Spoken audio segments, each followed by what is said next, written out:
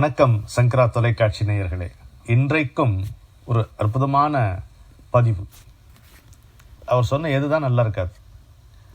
அவருடைய வாழ்க்கையில் நம்ம சம்பந்தப்பட்ட நிகழ்ச்சிகள் எதுதான் சுவாரஸ்யமாக இருக்காது. அவர் சொல்லுகின்ற வார்த்தைகளில் எதுதான் நமக்கு அறிவுரையாக இருக்காது. எல்லாமே நமக்கு படிப்பினையாக, பாடமாக, பக்க துணையாக அமைந்துதானே இருக்கும். அதான் மகா பெரியவா அருகில் இருந்து கேட்கின்றார். இதை பேசும்போது எனக்கே சங்கடமா இருக்கு. அருகில் இருந்து கேட்கின்றார். ஒரு கூச்சம், ஒரு பொறுப்புணர்வு எல்லாம் சேர்ந்திருக்கு. கடவுளிடம் நம்ம பிரார்த்தனை செய்யும் பொழுது ஒரு விஷயத்துல நம்ம உறுதியா இருக்கணும். இது அவர் காதில் விழுந்திருக்குமா விழுந்திருக்காதா அப்படிங்கிற ஐயப்பாடு நமக்கு வரவே கூடாது. என்னுடைய குருநாதர் மீண்டும் மீண்டும் கிண்டலாக சொல்லுவார், oh God, if there is a God, save my soul if there is a soul. அப்படி பிரார்த்தனை செய்யக்கூடாது. That's not the way to pray. கடவுள்கிட்ட என்ன சொல்லணுமோ சொல்லணும். கட்டாயம் அவர் கேட்பார் என்கின்ற நம்பிக்கை இருக்கணும். மூன்றாவது, நிச்சயமா ஒரு காதிலே இது விழுந்திருக்கிறது என்கின்ற திண்ணம் இருக்கணும். அதற்கு பிறகு நான் என்ன கேட்டேனோ அதை தராமல் இருக்கின்ற உரிமை அவருக்கே சார்ந்தது என்கின்ற பக்குவமும் இருக்க வேண்டும். அதற்கு பிறகு அவர் தந்தாலும் தராவிட்டாலும் அது என்னுடைய நன்மைக்காகவே என்கின்ற பரிபக்குவமும் இருக்க வேண்டும். இவ்வளவு அனைத்தும் இருந்தால்தான் நமக்கு நாம் சொல்ல போகிற இந்த கதையினுடைய சூட்சுமம் நமக்கு புரியும். அருகில் அமர்ந்து கேட்கின்றார். தஞ்சை பங்காரு காமாட்சி கோயில் தர்மகர்த்தா திரு நடராஜ சாஸ்திரிகள் அவர்கள் அரங்காவலர். அவர் பெரியவருக்கு நல்ல பன்னீர் ரோஜா, இந்த ஹைபிரிட் இல்லாமல் நல்ல பன்னீர் ரோஜா பார்த்துருக்கீங்களா? இதுதான் சரியான பன்னீர் ரோஜான்னு எப்படி அடையாளம் கண்டு? ஒன்றும் பிரச்சனையே கிடையாது. தேனீக்கள் சூழ்ந்து கொள்ளும். நானும் என்னுடைய மனைவியும் பூனே அருகில் இருக்கக்கூடிய சங்கர் மகாராஜுடைய சமாதிக்கு சென்றிருந்த பொழுது அப்படித்தான். அந்த வெளியில் இருக்கிற கடையிலிருந்து இந்த ரோஜாப்பூ மாலையை வாங்கினோம். எடுத்து உள்ளே போக முடியல, அவ்வளோ தேனி மொச்சு கிடக்குதுல. எப்போ நம்ம கொட்டுமோன்ட்டு அருகிலே பன்னீர் ரோஜா இருக்கும்பொழுது நம்முடைய பாழ் முகத்தை ஏன் கொட்ட போகிறது என்று அப்பொழுது உரைக்கவில்லை வைங்க. அதை எடுத்துட்டு போனோம். எனவே அப்பேற்பட்ட அற்புதமான பன்னீர் ரோஜா மாலை அதை பெரியவருக்கு கொடுக்கணுன்ற ஆசையோடு எடுத்துட்டு போகிறார்.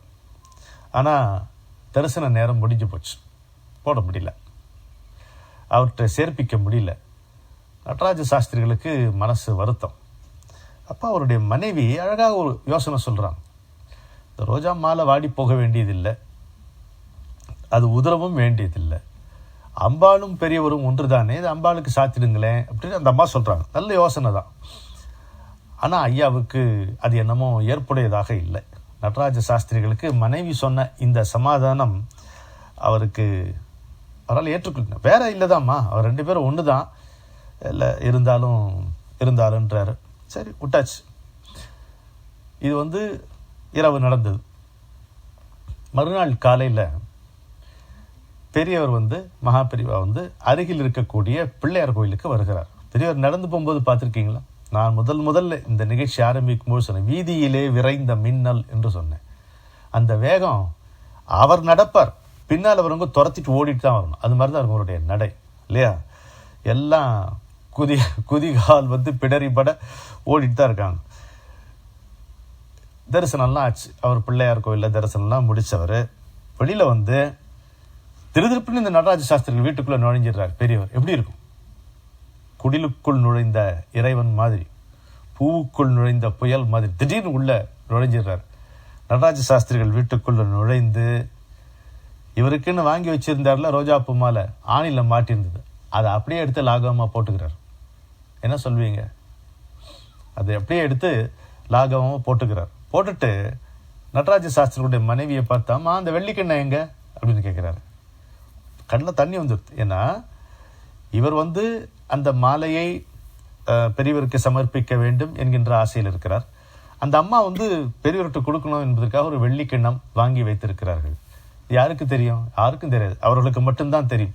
அவர்களுக்கு மட்டும்தான் தெரியும் என்று அவர்கள் நினைத்து கொண்டிருக்கிறார்கள். அவர்களுக்கு உள்ளே இருக்கின்ற இந்த ஆண்டவனுக்கு தெரியாதா? அதான் சொல்றேன், அருகில் அமர்ந்து கேட்கின்றார். அதையும் கேட்டு பெற்றுக்கொண்டு அவர்களுக்கு ஆசீர்வாதம் செய்து கொண்டு அந்த மாலையும் கழுத்துமாக பெரியவர் அந்த வீட்டை விட்டு வெளியேறுகிறார். எப்படி இருக்கும் கொஞ்சம் அந்த பக்தர்களுடைய மனநிலை எப்படி இருக்கும் பாருங்க. இந்த இந்த பக்தர்களுடைய மனநிலையிலிருந்து, இந்த நிகழ்ச்சியிலிருந்து இப்படி பெரியவர் அவர்களுக்கு செய்தார் இல்லையா அருள், இதிலிருந்து நாம பெறக்கூடிய மகத்தான செய்தி இருக்கிறது. அதைத்தான் ஒரு சின்ன கவிதையாக நம்ம பார்க்கலாம். அருகில் இருந்து கேட்கின்றார், அனைத்தையும் பார்த்து சிரிக்கின்றார். நம்முடைய அற்பத்தனங்கள் அவருக்கு சிரிப்பாக தானே இருக்கும். ஆனால் அதை அவர் கண்டிப்பதில்லை.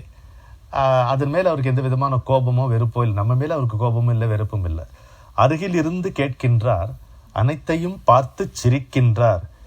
நெருக்கடியான நிலைமையிலே ஒரு நிமிடத்தில் நம்மை காக்கின்றார். அன்றைக்கு சொன்ன இல்லையா, safety security. My devotees shall not perish என்றான் Kannan. I will never forsake my devotees என்றான் கண்ணன். அது மாதிரிதான் நெருக்கடியான நிலைமையிலே ஒரு நிமிடத்தில் நம்மை காக்கின்றார். உருகி ஏங்கும் அடியவர்கள் உள்ளத்தினிலே இருக்கின்றார். விறுவிறு என ஒரு திருநாளில் வீட்டுக்குள்ளே நுழைகின்றார். நடராஜ சாஸ்திரிகள் வீட்டுக்குள்ள, நான் சொல்றது இப்ப இந்த வீடு. விறுவிறு என ஒரு திருநாளில் வீட்டுக்குள்ளே நுழைகின்றார். புயல் போலே வரும் துயர்களினை பூவைச்சூடி மாற்றுகிறார். புயல் போலே வரும் துயர்களினை பூவைச்சூடி மாற்றுகிறார். புன்னகையாலே நெஞ்சுக்குள் புதிய விளக்கை ஏற்றுகிறார். மயலை களைய சிவனேதான் மறுபடி குருவாய் வருகின்றான். மயலை களைய சிவனேதான் மறுபடி குருவாய் வருகின்றான். நாம் மறந்தாலும் அவன் மறவாமல் தன் மலரடியில் நம்மை சேர்க்கின்றான். நாம் மறந்தாலும் அவன் மறவாமல் தன் மலரடியில் நம்மை சேர்க்கின்றான். இல்லையா? இன்னொரு நிகழ்ச்சியை பார்ப்போம். ரொம்ப சுவாரஸ்யமா இருக்கும். அதுக்கு அவர் பெரியவர் சொன்ன பதில். ஒரு பெரியவர் வரார், பிரபு, மகாபிரபு, என்னால் ஒன்றுமே முடியல, எனக்கு அடிக்கடி ஜுரம் வருது, ஹார்ட்டில் ஏதோ ப்ராப்ளம் இருக்குது, நீங்கள் தான் என்னை காப்பாற்றணும். பெருசாக பட்டியல் போடுறாரு. அது இருக்கிறதுக்கு உடம்புன்னு இருந்தால் அப்படி தான் இருக்கும். எங்கள் பாட்டி எப்போவுமே சொல்லுவோம், அது ஒத்துக்கலை இது ஒத்துக்கலை சாப்பிட்றதுக்குன்னு சொன்னால் பாட்டி உடனே போகிறேன்டா, சோறு பித்தம் கஞ்சி காமால நெய் நேத்திரவாயிடும், பேசாமல் சாப்பிடு அப்படிமா. அது மாதிரி இது எல்லாத்துக்கும் ஒன்று, சோறு பித்தம் கஞ்சி காமால நெய் நேத்திரம், ஒழுங்காக உட்காந்து சாப்பிடு, நல்லா உழைக்கணும், திருப்தியாக சாப்பிட்ணும். உடம்புங்கிறத பார்த்துக்கிட்டே இருந்தோம்னா, நம்ம கோயம்புத்தூர் கிருஷ்ணா ஸ்வீட்ஸ் உரிமையாளர் அன்பு நண்பர் திரு கிருஷ்ணன் சொல்வார், உடம்பை பார்த்துட்டு இருந்தால் ஒரு வேலையும் நடக்காதுன்னு. எனக்கு என்னமோ அது உபனிஷத்து வாக்கியம் மாதிரி மனசில் போய் பதிஞ்சு போச்சு.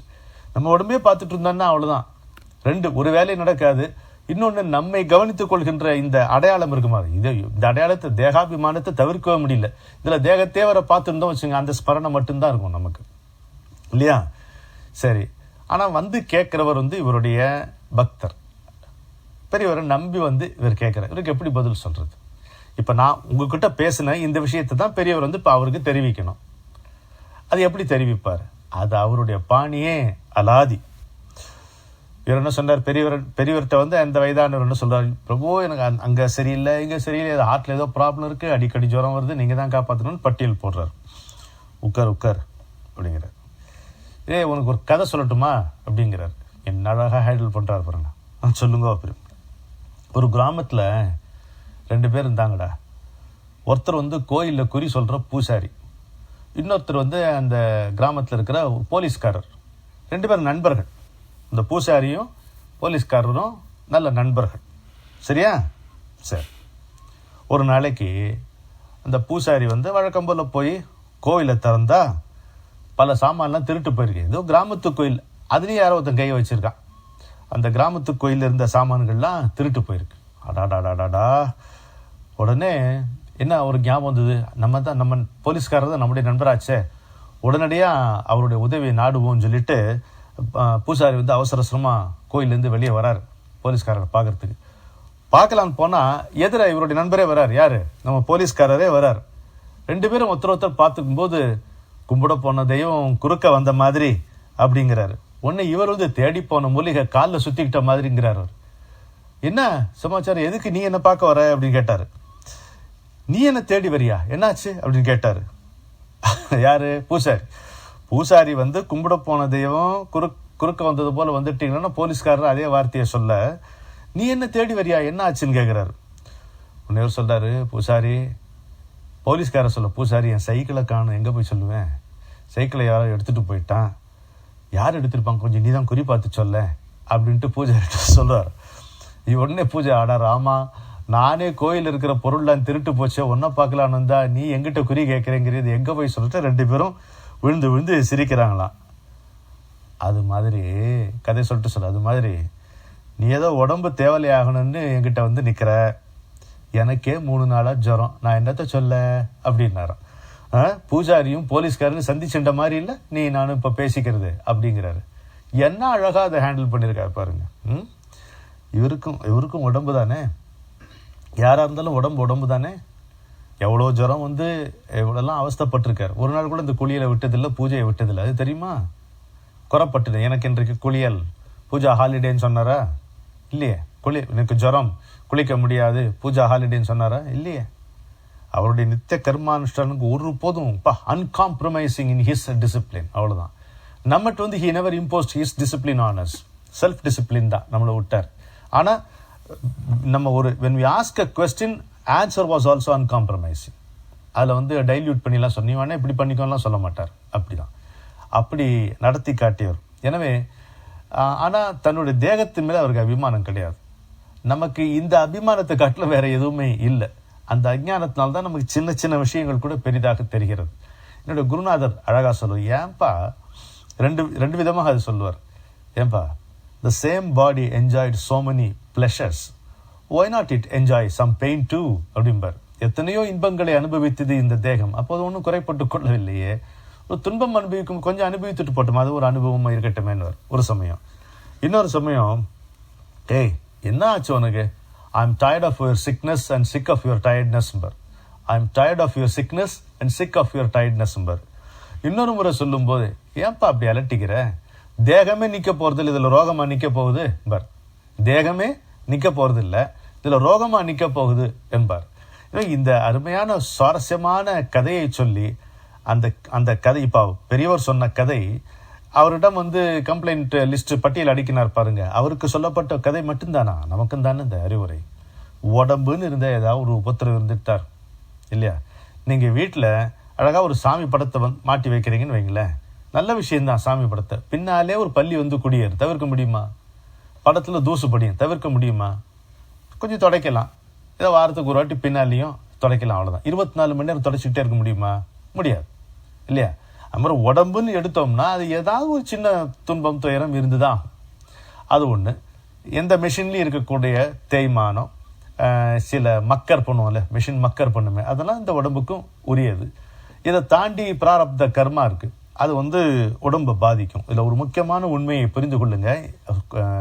மகா பெரியவா ஒரு ஹாஸ்யமாக சொன்ன இந்த கதையில் இருக்கக்கூடிய நுட்பம் என்னன்னா, நம்முடைய குருநாதர் சொல்வார், நம்முடைய கர்ம வினையினுடைய தாக்கம் இந்த உடல் மீது இருப்பதே நல்லது அப்படிங்கிறார். ஏன்னா body is the cheapest material we have. So it is always desirable that the impact of karma is upon our body and not on our emotions or our circumstances. இந்த கர்ம வினையினுடைய தாக்கம் நம்முடைய உணர்ச்சிகள் மீது வந்திருந்தால் நம்முடைய நலன் கெட்டு போகும்.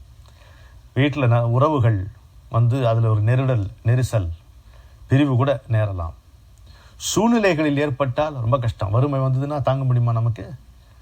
இல்லை ஒரு பழி வந்ததுன்னா தாங்க முடியுமா? அதெல்லாம் விட்டு தள்ளி இந்த உடம்பு மேலே தானே வந்துட்டு போகுது. கொஞ்சம் நோய் வந்தால் என்ன, என் தகப்பனார் என்னுடைய தந்தை யாராவது சுவாரஸ்யமாக, என்னடா பெருசாக கொஞ்சம் படுத்துக்கிட்டா யாராவது ஒரு ஹார்லிக்ஸ் பாட்டில் ஒரு ஆரஞ்சு பழம் கொண்டு வருவான், அவ்வளோதானே, நம்மளும் கொஞ்சம் ஓய்வாக இருப்போம். இன்னொன்றும் சொல்லுவார், நீ உடம்பு முடியாமல் கொஞ்ச நாள் இருந்தால் அந்த காலகட்டத்தில் கொஞ்சம் தப்பு தண்டா கம்மியாக இருக்கும்ல, தப்பு தண்டா பண்ணுறதும் கொஞ்சம் குறைஞ்சி போகும்ல, அப்படி வச்சுக்கேம்பார். அப்போது ஒரு சின்ன சுவாரஸ்யமான ஒரு ஹாஸ்யமான கதையில் இவ்வளவு உயர்ந்த தத்துவத்தை, நம்முடைய தேகாபிமானத்தை விட்டு இந்த தேகத்தை வைத்துக்கொண்டு நாம் செய்ய வேண்டிய வேலை என்னவோ அதை செய்து கொண்டிருப்போம் என்கின்ற அறிவுரையை இதிலே நாம் காண்கிறோம். அப்படியே ஒரு மகா வாக்கியத்தை பார்ப்போம். பொழுதுபோக்கையே வாழ்க்கை போக்காக, அதுவும் வழுக்கி விழும் போக்காக ஆக்கி கொள்ளக்கூடாது. பொழுதுபோக்கையே வாழ்க்கை போக்காக, அதுவும் வழுக்கி விழும் போக்காக ஆக்கி கொள்ளக்கூடாது. இப்போ சினிமா போகிறது ஒரு பொழுதுபோக்கு. அந்தந்த சினிமா பார்க்கலைன்னா சித்தப்பிரம பிடிச்ச மாதிரி ஆயிடுறாங்களே, பார்த்தவங்க ஆறாங்க, அது வேற விட்டுருங்க. பார்க்கலைன்னா ஏதோ பெரிய எழுந்த மாதிரி ஆகும். அது வாழ்க்கையில் வழுக்கி விழும் போக்கு. ஒரு விருந்து, எப்பாவது ஒரு வாட்டி விருந்து சாப்பிடலாம். தினம் விருந்தா சாப்பிடுவீங்க? சில இந்த விளையாட்டு நான் தினம் விளையாடலைன்னா என்னால் இருக்க முடியாது அப்படிங்க விட்ராயல் சிம்டம்ஸ் வருதுங்கிறாங்க சில பேர். விளையாட்டு விளையாட முடியலன்னா, சீட்டு விளையாடலைன்னா விட்ராயல் சிம்டம்ஸ் வருதுங்கிறாங்க. இதெல்லாம் எங்கே போய் சொல்லுவீங்க? எவ்வளோ பொழுதுபோக்குங்கிறது அதெல்லாம் தீய பொழுதுபோக்கு. நல்ல பொழுதுபோக்குக்கே இந்த பிரச்சனைங்கிறார் இவர். நல்ல பொழுதுபோக்குக்கே என்டர்டெயின்மெண்ட் ஏதாவது ஒன்று வச்சால்னா, அதனால தான் நமக்கு நம்முடைய இந்து பண்பாட்டிலே என்டர்டெயின்மெண்ட்டு என்லைட்டனிங் என்டர்டெயின்மெண்ட்டாக வைத்தார்கள், நுண்கலைகள் வைத்தார்கள். அதை நாம் பற்றி கொண்டோம்னா நன்றாக இருக்கும். அதிலும் கூட அப்சசிவாக இல்லாமல் அளவோடு இருந்தால் நம்முடைய வாழ்க்கையில் அது வழுக்கி விழும் போக்காக மாறிவிடாது. மாறாக நம்மை இவருடைய வழிக்கு கொண்டு வரும் போக்காக அந்த பொழுதுபோக்கு கூட ஆகும் என்று சொல்லி விடைபெறுகிறேன். வணக்கம்.